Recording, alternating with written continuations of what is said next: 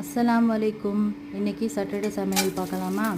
குக்கரில் எண்ணெய் காய வச்சுட்டு பட்டை, ஏலக்காய், கிராம்பு எல்லாம் போட்டு பச்சை மிளகாய், வெங்காயம், தக்காளி எல்லாம் போட்டு நல்லா வதக்கிடணும்.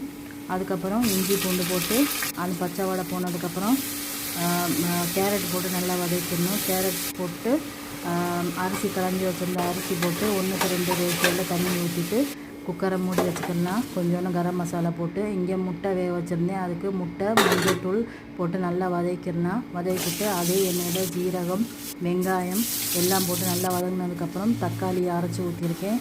இஞ்சி பூண்டு, மிளகாய்த்தூள், மஞ்சள் தூள், கரம் மசாலா, சிக்கன் மசாலா, தயிர் பீட் பண்ணி போட்டுக்கிட்டேன். குடை மிளகாய், உப்பு, முட்டை போட்டு நல்லா வதக்கிடலாம். கரம் மசாலா கொஞ்சோண்டு கத்திரிக்காய் போட்டுக்கலாம். இங்கே கத்திரிக்காய் கிரேவி பார்த்துக்கலாம். கத்திரிக்காய் ஒரு நல்லா வதக்கிட்டு பட்டை, ஏலக்காய், கிராம்பு, சோம்பு இதுக்கு அடுத்த நெக்ஸ்ட் வீடியோவில் கண்டினியூ பண்ணணும்.